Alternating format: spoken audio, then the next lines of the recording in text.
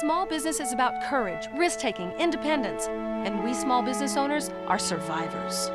Everybody has an idea for a business, but how do you take that idea from mind to market? This is the place to learn.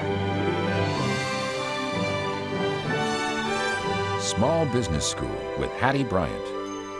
It's a new kind of school. Together we'll learn about business from the inside out, from the people who've done it. We'll meet the men and women who are today's pioneers and quiet heroes. Their lives are the textbooks. Our classroom is the world. Small Business School is made possible by support from IBM.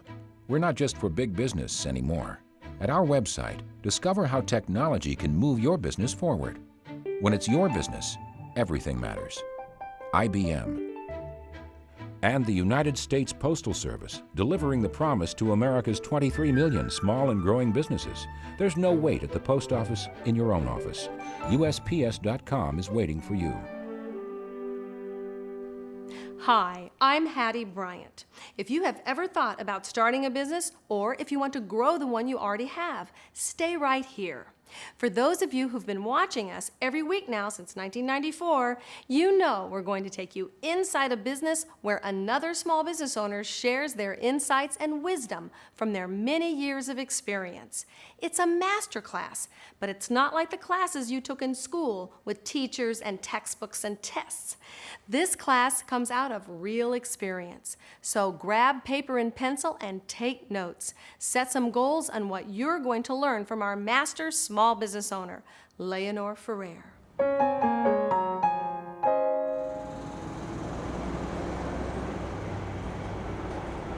This is Otay Mesa, California, which is on the border between California and Mexico at Tijuana. Along this ribbon, two cultures long so very different are joined by people, products, and services. When you're dealing with Mexico, this is the best place. We're right on the border, and we can deal with Mexico directly. This is just one of the 400 U.S. ports of entry. A port is simply a legal place to export or import goods. Ports don't have to be harbors. They can be border crossings like this one, or even inland airports. In 1996, $11 billion worth of goods came across this border from Mexico into California.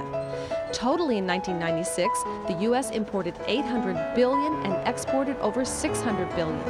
In 1 year, 1.3 million trucks will use this port of entry, and Leonor Ferrer is just across the street in her own building.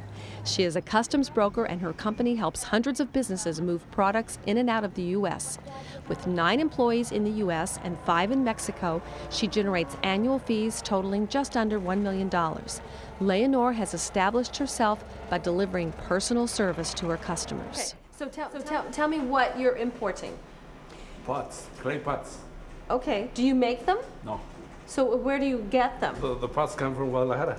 It's always done it's informal entry, and an informal entry you can do it on your own. You don't need a broker. But because he's bringing other items today other than pots, and he doesn't know the classification for them, Customs rejected it and asked that a broker do the paperwork. Oh, I see. Okay, Uh-huh. so she's coming to the rescue. So that's what we're going to be doing. Okay, Good, and that's another reason why it's good for you to be right here. right. That's Because one you of the get all advantages. these Because new we do get a customers. lot. We get a lot of new customers that way. Great. Uh-huh. So your location's perfect. Perfect. You have to like your business very much, and you also have to know that you have to do something unique, something different, something that another person is not doing. In my case, it's service. It's an attitude of my customers become my friends. You know, I know about their families, I know about their children, I know about their problems. They become friends because I am a small broker and this is a service agency.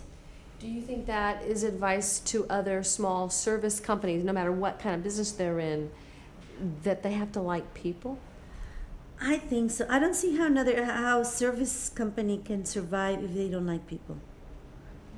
You know, even an accountant that would only be dealing with the paperwork and all that would have to like his clients. So how are you holding your ground against bigger people, bigger companies? By doing what I do very, very well. We are very service oriented. All right, give me an example of what you do for your clients that maybe somebody who's larger doesn't do. We hold their hands. We tell them what stage their product is in. We advise them about different things, not just pertaining to customs. And also, if we have to go to customs and argue a point, we're very effective about that. You're powerful with the customs Yes, inspectors or whatever. Well, yeah, with the import specialist or customs, and we document ourselves very well. We read the law very well, so that we can support them. And that's something that big companies don't do. They will probably do it for their bigger clients, but they will not do it for the smaller clients. Much of the activity at this border is generated by the 550 maquilas. These are foreign-owned assembly plants in Mexico that import raw material duty-free and export final products around the world. But Leonor has always focused on the little guy. Like I mentioned, we're very service-oriented, and we have the contact with the persons that have a vested interest in their product. And because we have that direct contact, they're very loyal. And when they grow, they stay with you. They recommend you. One thing I have never done within 15 years, I have never advertised. All of my clients are word of mouth, and I'm extremely proud about that. What are the steps that I have to go through to export my product? Is the first step to come to you? That would be a very good idea. Not your competitor next door. Actually, I would tell you one thing. It is the best idea. For the price, for what we charge, and we can save you 5 or 6 times the amount of money that you would be spending if you did by yourself. So I can do it by myself. You can do it by yourself, but it's very costly, and and I've heard a lot of horror stories of people that have tried to do it by themselves, and it has cost them a lot of money and time, and some people have even lost their product. Does every country have its own rules? Yes, they do. So that's why we need to come to someone who knows all those rules. Because what I would do, I would contact a broker in the country of the final destination, and I will talk to them and ask them what the requirements are for the specific product. The U.S. Customs implements the laws for over 40 agencies. So if you have a product that you're importing, you don't know which of all those agencies are going to be involved, and it's the same in every country. So I would talk to a counterpart to find out exactly what the requirements would be for that product. $4. Leonor learned the customs brokerage business by working in a big firm. I had a job. I had a good job, but I was not making enough. Actually, I had a job with a company that grew tremendously, that made a lot of money. But I've always wanted to be independent. Did you feel in your job that they, quote, the company was making a lot of money and you were not, you personally were not being rewarded? And I was not being rewarded based on my capabilities. How did you get your first piece of business? I got a lot of clients because one of the companies I was working for, the broker retired. And so I kind of inherited some of his clients at the beginning. So would you So say... I did not start, completely from zero ground. I mean, at that time I had about 12 clients. So was that enough to pay your overhead? Barely. It was just, I had a partner, and it was just 3 people in the office, so. But you also had 3 children at home. Yes, and they did it without a lot of things. You got your license, but you said you had a partner. Was that someone who was also a broker? No, he was not a broker. He was somebody his family had been in the business for many generations. I had the license, and he had the background from many generations. That did help at the beginning, but also if you have good management skills, if you can learn new skills, you really are, I think in my case, I am better off without a partner. Sophia and Esther keep the company connected to the Department of Commerce in Washington. Do you send it inside the computer? I send inside, yes. And just like so many small business owners, Leonor stays connected to her office, even from home. Oh, my philosophy is that work is not everything. It's a means, and it has to be enjoyable. But I also have a life, and I have a social conscience. By finding Leonore at home, we discovered her hobby is designing with tile. It makes sense that she would fall in love with tile because many of her customers make these tiles and export them all over the world. What have been the obstacles? I mean, you started the business with optimism, I'm sure, knowing that you could make it work, and you have. But what bumps have you hit along the way? At the beginning, it was a little bit hard because I was one of the few women. I mean, actually, I was the only woman, Latin woman in San Isidro as a broker. So that was a little bit hard. Mm-hmm. That and the idea that there were the people that were in the business had been in it for years and years. So I was the new kid on the block. Okay. And then no, I'm not the new kid on the block. I'm one of the old kids on grandmother on the block. But so that was a little bit of a problem. Going after the clients, that was a big of a problem because I was not established as some of the other companies. So you couldn't say I have 35 years of experience, as your partner had multi-generations going back. Right. So being new was a problem. So that was a problem, and then so it was like once every time I would get a client, I would just go out of my way to service them, so that way they will recommend me, and so I would do if I did a good job, then that would create more. So your strategy was to pour your service into these few customers. Exactly, and that was it. Just even nowadays, some of my broker friends say you do too much for your clients. Yeah, you just too. When I mentioned to them, I helped them fill out these forms, and they said, well, you don't have to fill out those forms. That's not your job.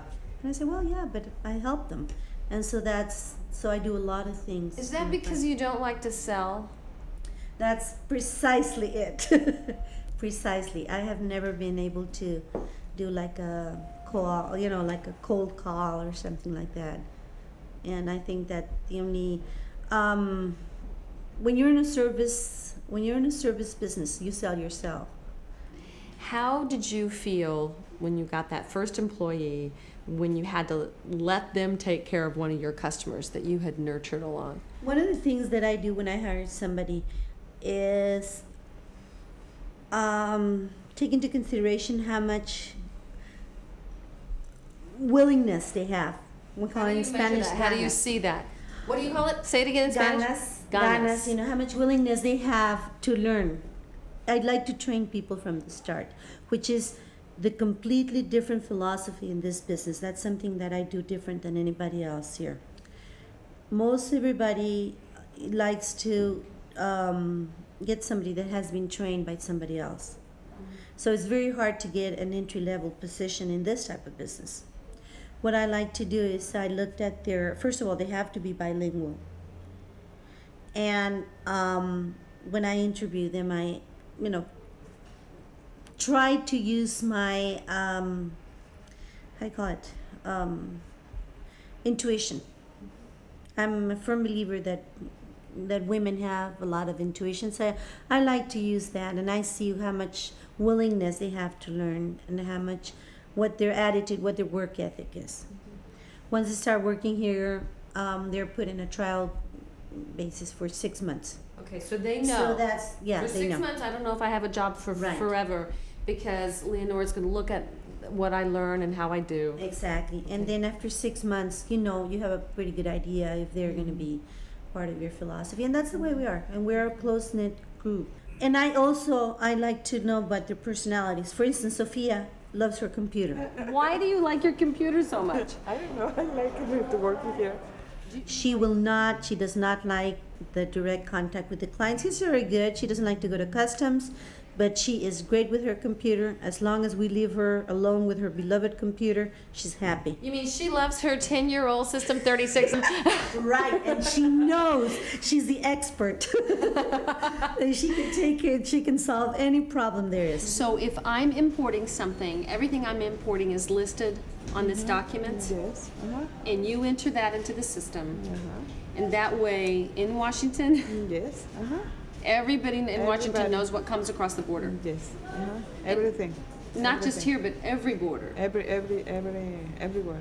I would rather have somebody that's fresh out of school, that has no experience, has absolutely a blank mind, and then I like to train them in with my philosophy of work and the way I like to do things. And so that's why I have such a low turnover, because they know exactly what I expect from them. Well, you don't have to then undo the old habits Exactly. that some other broker. Yeah, one time I hired a person from another broker, and she spent 3 months telling me how the other broker did things, and I don't do that well. Leonore just said she looks for people who are interested in learning, and she doesn't want them to know anything about being a customs broker. Stanley Marcus, the late founder of the Neiman Marcus retail chain, said the same thing in one of his many books. He looked for smart people who are not necessarily merchants. Entrepreneurs have learned that often attitude and aptitude are far more important than experience in a specific job. If you hire a smart person who wants to learn, you'll have a better long-term employee than one who is simply trained at a specific job. Sure, you'll have to spend more time upfront in training, but Leonore has discovered that upfront commitment pays off in the long haul. She has almost zero employee turnover and a smooth-running office. Leonore has another great hiring idea. She brings new people in on a probationary period, and after 6 months, they're either hired or not hired. Other small business owners hire a temp, and if they're happy with that person, recruit them permanently into the company. Try Leonore's idea. It's working for her. Hire attitude and aptitude, and then skill. At smallbusinessschool.org, there is self-help study for people who want to start a business and for those who want to grow the business they have. From the home page, choose Steps to Start or Steps to Grow. Next, you'll find 8 steps or stages of growth. At each step, you'll find links to more resources. Also, from the home page, you can choose Learn Online for access to streaming video and interactive study guides. What about banking and cash flow? Have you ever had times when you didn't have any money to pay the payroll? No, we have never had that problem. I would never be caught. I would not get paid. Why do you think you've been so good at cash management? My family says because I'm real stingy. That's why I say. I always like to have a cushion. I used to have a line of credit, with the bank. And when I first started, I did not have a line of credit. So since I always have this fear of being without money, I always try to put aside. And it's like, All right, what you're saying is because you didn't have a line of credit, you disciplined yourself. I disciplined myself from the start. So you took very little for you. Right. Even nowadays, I pay myself a low salary, and then at the end of the year, I give myself a bonus. All right, so that way you keep the cash there, so none of your employees are suffering. None of them. We finance our own line of credit. We saved for 4 years, so that we have our own line of credit. We lend. So you're using your own money. Our own money. Mm-hmm. Now, when you said you mortgaged your house, was that the first big personal hit you had to take, other than lost opportunity? In other words, when you started this business, did you have to go borrow from your parents or something? Oh, from everybody I know. Anybody that got close to me. Nobody would get close to me because I'd get them for my money. Now, let's go back over that scenario. So you get the idea. You're working for somebody else. Right. You get the idea. Here's a niche I could go after. Mm-hmm. Then do you start calling everybody you know? Yes. Well, my brothers, my brothers, my mother, everybody. I need money. My ex-husband, everybody pitched in. They all here's $500. Right. Here's $1,000. How many months or years did it take for you to pay them back, or did you pay them all back? I paid them all back. Yeah, I paid them all back. Were they surprised? Not really. See, the reason is I borrowed money from my father and my father-in-law, and they were both surprised they got it back. Did they? They wanted to loan to me. They wanted to encourage me that, hey, Hattie, you can make it in your business. But in the back of their minds, it's like, hey, we don't think you're going to make it. Well, I guess maybe they were. They were a little bit surprised.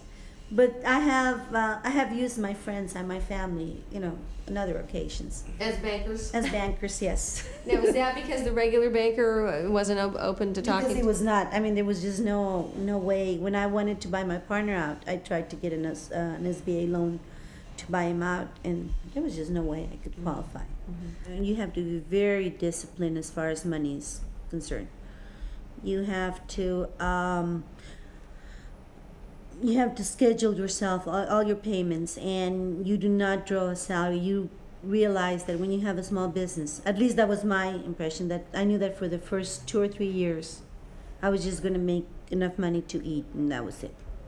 And so that's how and everything would be going back into the business.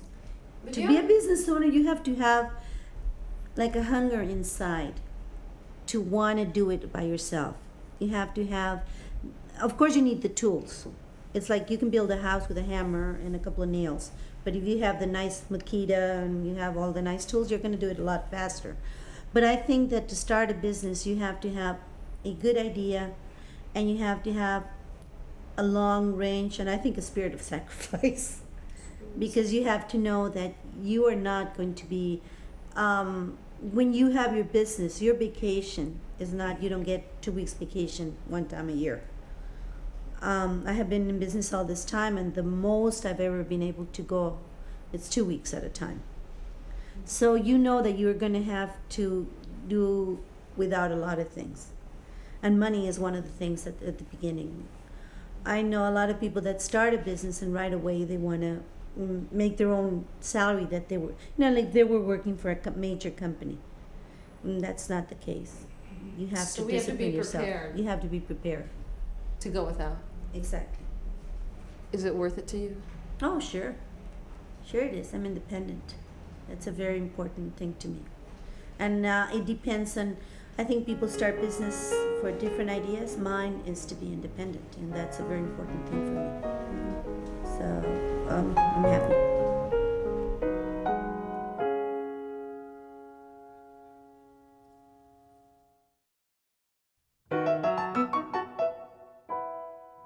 John Wargo, our marketing expert, gives us some advice. Let's talk about how a small company can expand its markets. Can you give me some examples of some companies that are doing that right? Well, we have an example of an individual, Patrick Judd, of the Daily Bread Cafe in St. Louis. What he does is, as people come into the restaurant, he asks them to sign up for a free birthday lunch or a free lunch for someone else. What he does... Now, what's the difference in the colors of the cards? He has the kids sign up to join a birthday club. On a bright orange card. On a bright orange card. The Right. kids like this. And he has individuals sign up for lunch for 2. So that's and to for win adults. And it's for adults. Right. What he's doing is essentially, you can see, it's the same information, different cards for his target The audience. kids like that. He's saying to the kids, you're somebody special. But you know there's no kid coming without their parents. Hello. So here's the great thing that Patrick does. Right. He sends you a birthday card and says, come in and celebrate your birthday with us. Let them Well- eat cake. Look how fun. And he's creative in it. Marie Antoinette. Yeah. Now, here is a cafe, and he really saying, yes, there is a free lunch. And you know where it is? It's at the Daily Bread Cafe. So come on in. And they do.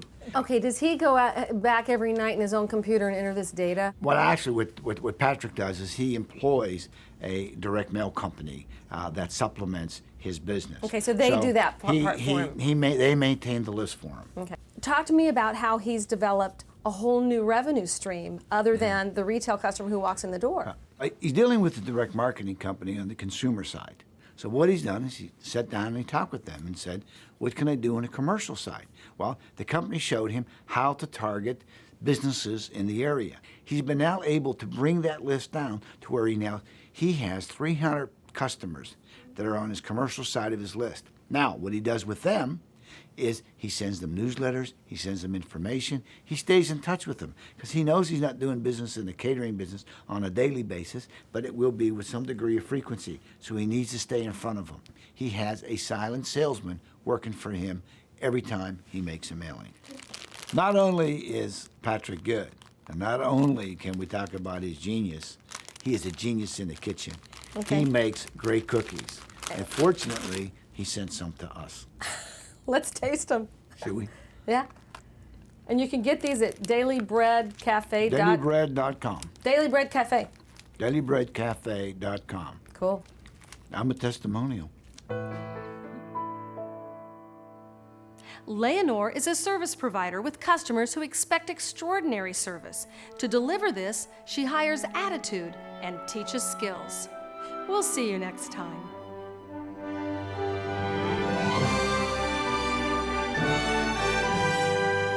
Small Business School is made possible by support from IBM. We're not just for big business anymore. At our website, discover how technology can move your business forward. When it's your business, everything matters. IBM. And the United States Postal Service, delivering the promise to America's 23 million small and growing businesses. There's no wait at the post office in your own office. USPS.com is waiting for you. If you want to learn more about starting, running, and growing a business, come to our website, smallbusinessschool.org. There's streaming video and interactive study guides. The only way we can compete with big business is to be faster, smarter, and better. We are the engine of the American economy. We create the jobs.